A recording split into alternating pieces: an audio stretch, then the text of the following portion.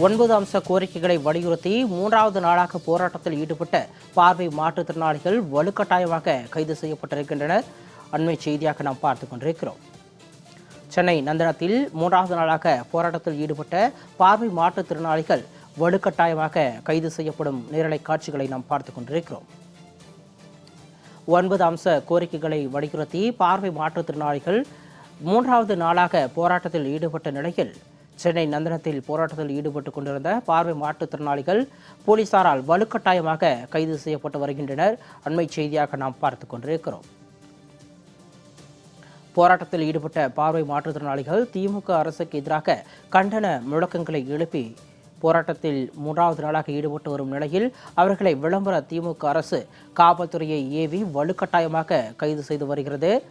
அரசு துறைகளில் அனைத்து நிலைகளிலும் பணியாற்றும் மொத்த எண்ணிக்கையை கணக்கிட்டு 1 விழுக்காடு இடஒதுக்கீடு வழங்குமாறு பார்வை மாற்றுத்திறனாளிகள் கோரிக்கை விடுத்து 9 அம்ச கோரிக்கைகளை வலியுறுத்தி போராட்டத்தில் ஈடுபட்டு வந்த நிலையில் அவர்களை போலீசார் வலுக்கட்டாயமாக கைது செய்யும் காட்சிகளை நாம் பார்த்துக் கொண்டிருக்கிறோம்.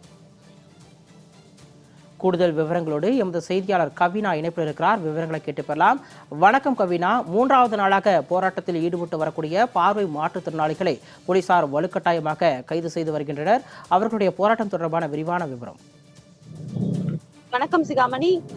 அவர்கள் டெட் தேர்வில் மதிப்பெண் குறைப்பு, சிறப்பு ஆட்சேர்ப்பு தேர்வினை நடத்த வேண்டும் என்று உள்ளிட்ட 9 அம்ச கோரிக்கைகளை வலியுறுத்தி பார்வையற்ற கல்லூரி மாணவர்கள் மற்றும் பட்டதாரிகள் சங்கம் சார்பில் சென்னையில் 2 தினங்களுக்கு முன்பு மாற்றுத்திறனாளி நல ஆணையரகம் முன்பாக காத்திருப்பு போராட்டத்தில் ஈடுபட்டிருந்தார்கள். காத்திருப்பு போராட்டத்தில் ஈடுபட்டிருந்தவர்களை காவல்துறையினர் கைது செய்து ஒரு நாள் முழுக்க பேருந்திலே வைத்துக் கொண்டு அலைக்கழித்து பிறகு மீண்டும் இறக்கிவிட்டது. இன்று 3வது நாளாக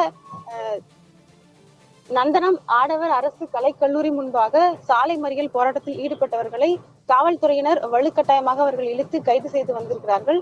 அவர்கள் வைக்கக்கூடிய கோரிக்கை என்னவென்று பார்க்கும் பொழுது, அண்மையில் தமிழக அரசு வெளியிட்ட டெட் தேர்வு மதிப்பெண் குறைப்பு அரசாணையில் மாற்றுத்திறனாளிகளுக்கான மதிப்பெண் குறைப்பு எதுவும் அறிவிக்கப்படவில்லை என்றும், மேலும் கடந்த 4 ஆண்டுகளாக இதனை வலியுறுத்தி போராடி வருகிறோம் என்றும், அரசு எங்களது போராட்டங்களை ஒரு பொருட்டாக கருதாமல் இது போன்ற அறிவிப்பை வெளியிட்டுள்ளது என்பதாகவும் அவர்கள் வேதனை தெரிவித்து வருகிறார்கள்.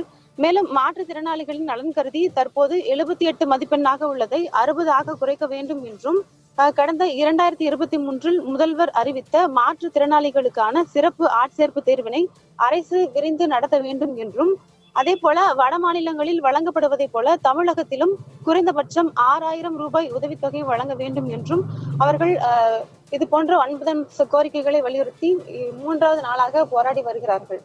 பார்வை மாற்றுத்திறனாளிகள் போராட்டம் தொடர்பான விரிவான விவரங்களோடு இணைப்பில் வந்தமைக்கு நன்றி கவினா.